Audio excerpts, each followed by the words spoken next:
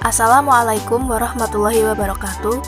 Saya Fani Rahmawati, NIM 3421211010, kelas Tarbiyah 12. Di sini saya akan menjelaskan materi tentang plagiasi, notasi ilmiah, dan tanda baca. Bab 1. Plagiasi.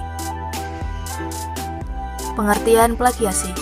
Menurut Peraturan Menteri Pendidikan Nasional Republik Indonesia Nomor 17 Tahun 2010 yang berbunyi, plagiasi adalah perbuatan sengaja atau tidak sengaja dalam memperolah atau mencoba memperoleh kredit atau nilai untuk suatu karya ilmiah dengan mengutip sebagian atau seluruh karya dan atau karya ilmiah pihak lain yang diakui sebagai karya ilmiahnya tanpa menyatakan sumber secara tepat dan memadai. Sedangkan menurut Kamus Besar Bahasa Indonesia tahun 2008, plagiat adalah pengambilan karangan, pendapat, dan lainnya dari orang lain yang menjadikan seolah-olah karangan pendapat sendiri. Selanjutnya, ruang lingkup plagiasi. Yang pertama, menggunakan gagasan, pandangan, atau teori orang lain tanpa menyebutkan sumbernya. Yang kedua, mengutip kata-kata atau kalimat orang lain tanpa menggunakan tanda kutip dan tanpa menyebutkan sumbernya. Yang ketiga, menggunakan fakta, data, informasi milik orang lain tanpa menyebutkan sumbernya. Dan yang terakhir, mengakui tulisan orang lain sebagai tulisan sendiri, serta melakukan parafrase, mengubah kalimat orang lain ke dalam susunan kalimat sendiri tanpa mengubah idenya, dan tanpa menyebutkan identitas sumbernya. Jenis-jenis plagiasi. 1. Plagiarisme lengkap dan self-plagiarisme. 2. Akademik dan jurnalistik plagiarisme. 3. Plagiarisme parsial. 4. Plagiarisme minimalis dan sumber kutipan. Bab 2. Notasi ilmiah. Pengertian notasi ilmiah. Notasi ilmiah adalah ilmu tentang sistem lambang tanda yang menggambarkan bilangan nada atau ujaran dengan tanda huruf. Selanjutnya, teknik-teknik notasi ilmiah. Footnote. Footnote atau catatan kaki biasanya berisi nama pengarang, judul penerbit, tahun terbit, dan nomor halaman. Innote.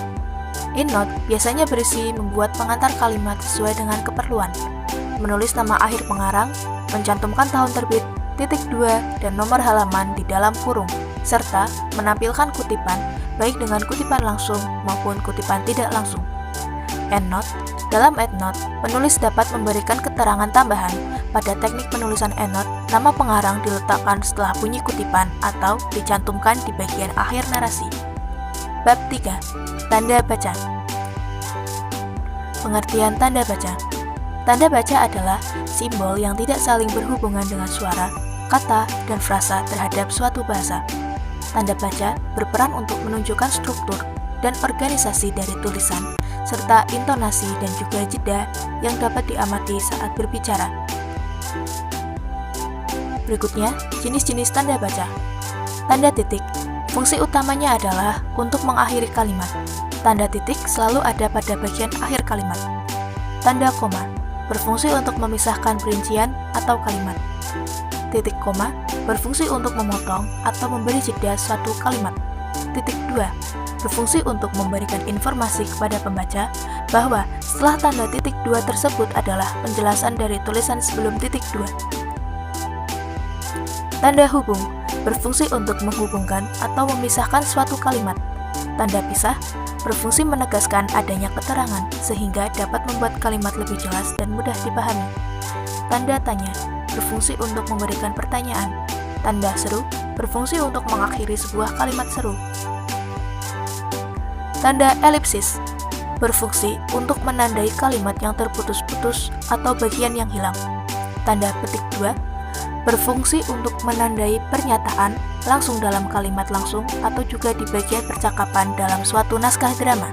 Dan yang terakhir, tanda petik tunggal berfungsi untuk mengapit petikan yang ada dalam petikan lain agar tidak terjadi kerancauan bentuk kalimat dan juga untuk mengapit makna, terjemahan, atau ungkapan. Sekian yang bisa saya sampaikan, kurang lebihnya mohon maaf. Wallahul muwaffiq ila aqwamit thoriq. Wassalamualaikum warahmatullahi wabarakatuh.